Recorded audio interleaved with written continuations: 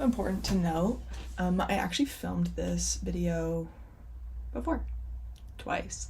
The first time, I recorded it and no audio came with it, and then the second time I recorded it, it didn't save at all. Now, you might say, hey, you fucking idiot, how did that happen? And I say God intervened. And my reasoning is because the topic for today is on being burnt out and recovering from burnout. And I was so fucking tired. I still am tired, but I was even more tired then. And I think that the universe was saying, like, slow your fucking roll. So rather than getting frustrated, like I wanted to be, after the second take, I said, that's it, baby. I'm off recording that a third time, and I'll come back to it. And I did. So one of the things I wanted to talk about, and this is kind of odd, was about this kind of rest part, this burnout part, how we recover from burnout, and kind of just like why we're here. And I don't mean that like, I know I tend to go on this more existential side, like why we're here, but I'm really not here to talk about why we're here so much as like why we're tired. And a part of that is because there's a lot going on. So like outside of our own individual lives where we have like our own shit, there is this kind of, I don't know, we're facing the brunt end of corporations exploiting people. We're witnessing unchecked power and what that does when it's given to fucking sociopaths.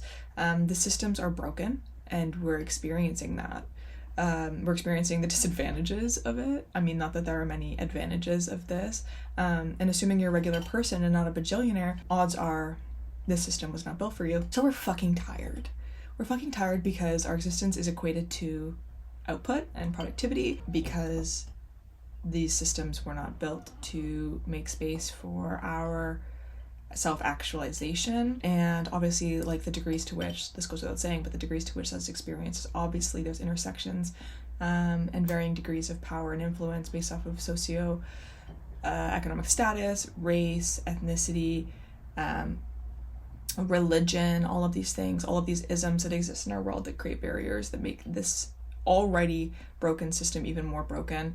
And I suppose, you know, I want to say like it's a broken system because it doesn't work, but it does work, and it works for the people that it's intended to work for, which is very few. This is all, like, this goes without saying. I'm assuming if you're here, you know my beliefs in the world and you know my understanding, which is always growing and evolving and whatever, but it's based off of this idea that, you know, I'm fully fucking aware that this is not okay. It does not surprise me that we're tired when this is what we're dealing with. Even on, you know, our day-to-day lives where we may not encounter it, it makes sense to me that as a whole, as a population as a whole, people are not having a good time.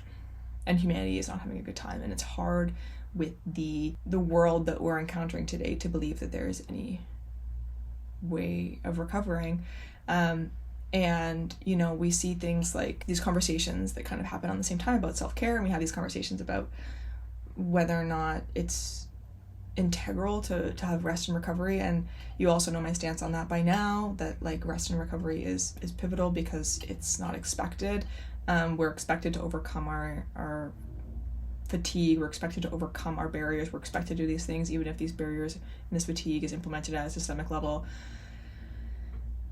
We're expected to. And so rest obviously is in some ways this kind of small act of resistance, but also rest is integral in developing the capacity to hold hope and also to hold space for doing shit. Action requires rest, and it requires intention.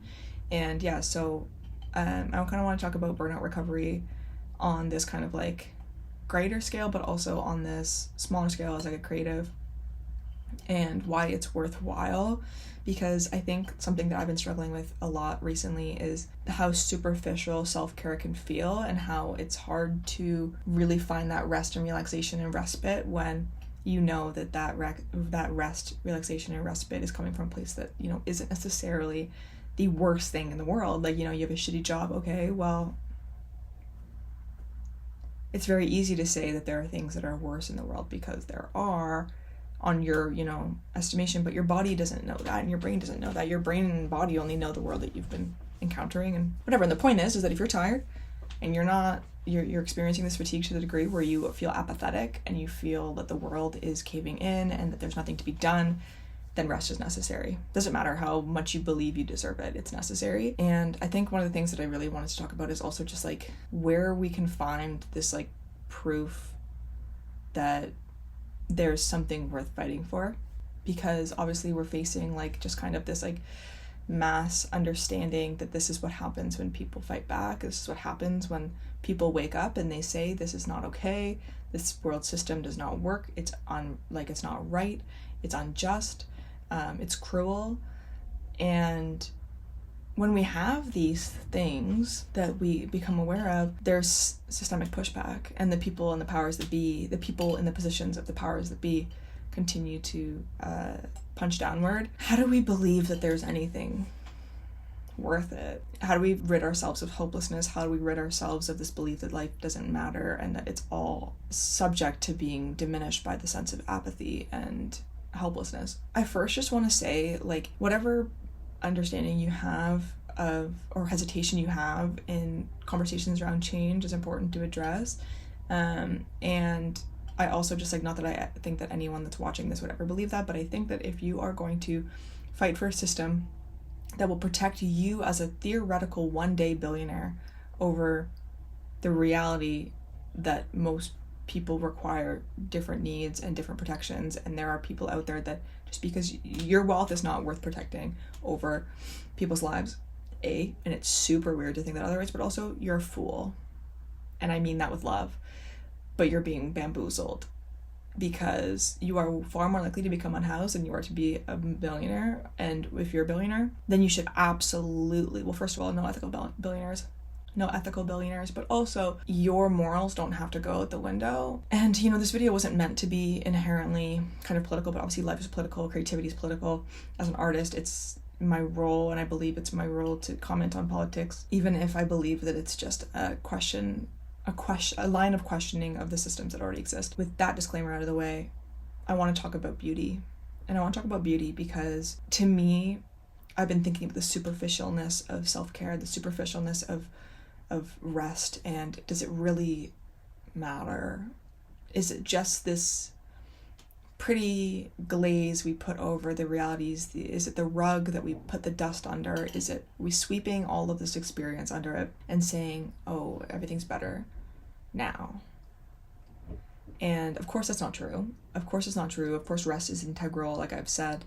Of course we need to do these things to prove to ourselves that there's space in our lives for bettering things. And I think when I was trying to think about, like, what evidence do we have in our lives that this is worth fighting for, that this world is worth fighting for, that our neighbors are worth fighting for, and it continues to be this kind of momentary realization of the beauty in the world. And I don't mean the aesthetic beauty of the world necessarily, but of the beauty and awe that we experience. And I'll use those words interchangeably, because realistically, you walk down the street and you see your neighbor acting purely out of kindness. When you go down the street and you see, you know, kids playing in the park, when you see families celebrating, when you see people supporting local, when you see, you know, birds, when you see life, there are just so many forms of beauty that aren't just like this kind of understanding that we have on a social level and a cultural level of human beauty and human expressions of beauty. So I just want to be clear, I'm not just talking about beauty of the body or beauty of self-expression, which is beautiful. Both are beautiful in their own right, but also the beauty of the expression of joy, love, kindness, and compassion, and the beauty of just the naturally occurring experiences that we have. And when I was trying to think to myself, like, why is that impactful in building this relationship with burnout recovery and experiencing anything, it's that beauty is evidence that the cosmos continues to rejoice. It is the expression of the universe in this way. It's a very, again, naturally occurring phenomenon. We have beauty because.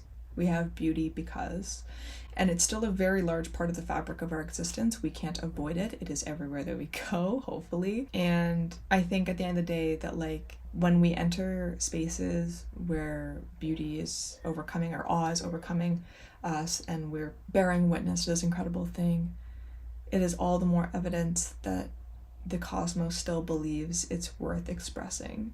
And I think on that level, when we look to these kind of macro level expressions of beauty, we recognize that maybe this is an important facet of being alive, that maybe through art, for example, for me, when I ask myself, why would I create? Why do I want to do these things? Why do I, especially if I feel like they, for whatever reason, aren't living up to some grand message, or aren't creating this large systemic reform, or this small drop in the pot, the reality is that we feel inclined to make better of our world. We feel inclined to see this space and think, what can I make of this? What can I do? And, the beauty that shows up in our lives, the very naturally occurring beauty of laughter and joy and love and, the flowers blooming, is because the earth is capable, and because the cosmos is capable, and it does it because it can. And we should too. Life is inclined to be beautiful. And it's quite miraculous that we're able to conjure that. And in fact, the earth and we as people prefer it.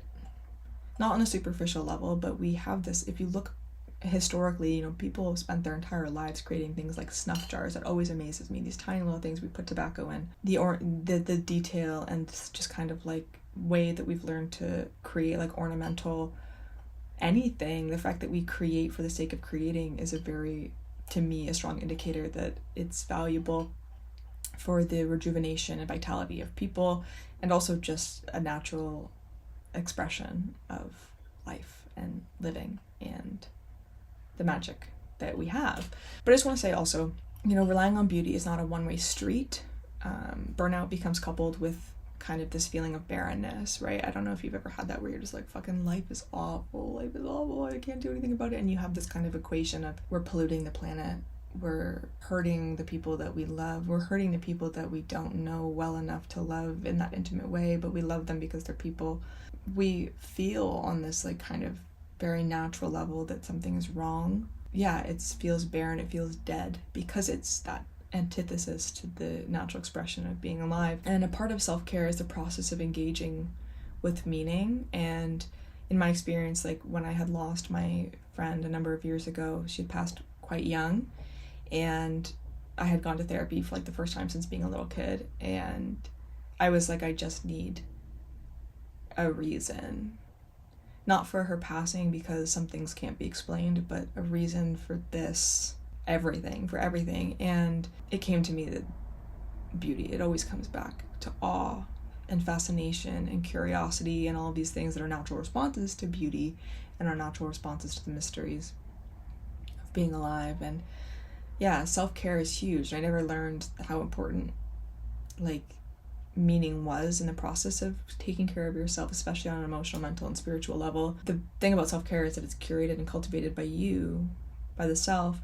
And if we're going to use beauty in our self-care regimen in a way that isn't so, physically oriented, but is rather an observation or a lens through which we observe these kind of rose-colored glasses that make life seem maybe better than we would otherwise view it, we can do that. We can have that. We have that capacity. And yeah, beauty can be not only just appreciated, but it can be cultivated, is what I'm kind of trying to say. And yeah, we have a part to play in the cultivation of beauty and being surrounded by beautiful things. And that is, again, like we need to expand our scope of beauty and our scope of burnout. And why are we tired? And why is it worth resting from? And I don't mean hiding from, but I mean reminding ourselves consistently and constantly of the reasons for preserving these really important things like humanity and kindness and justice and environmental stewardship, human stewardship. How are we taking care of one another? How are we taking care of ourselves? How are we taking care of loved ones and our extensions of ourselves, which continue out into our community and our environment, et cetera, et cetera, et cetera? How do we expand that scope? And I think, it comes down to that very active being curious, that very active with that childlike mind being in a state of wonder and awe and admiration, bearing witness to the miracle of humanity and the miracle of humans being humans and trying their best. Because you're also trying your best. And it's a beautiful thing to try. It really is. And I always think about that poem by Maggie Smith, Good Bones, where the final line is something of the, I'm not gonna get it right, but it's something of that we could make something beautiful here.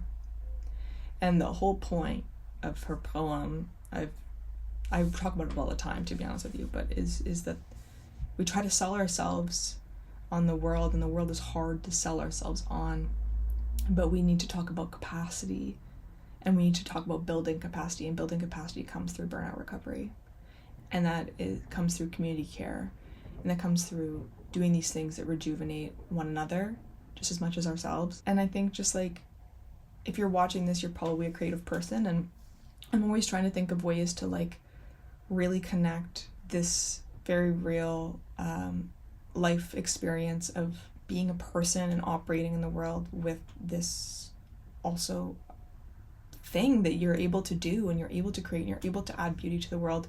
And I think you should do it if you can, in any way that you can, and that is just a part of the recovery of others, even if you don't think it is. I don't think my work is, but if the least I can do is remind people that their work is that, then that's beauty enough for me. Bring some beauty into the world, and the burnout will hopefully fade too. And it'll oscillate. Forgive yourself for the burnout, forgive yourself for the inability to bring beauty when you feel that you can't, and you will when you can. And yeah, this cultivation and facilitation of beauty is so important. I have nothing else to say. Bye.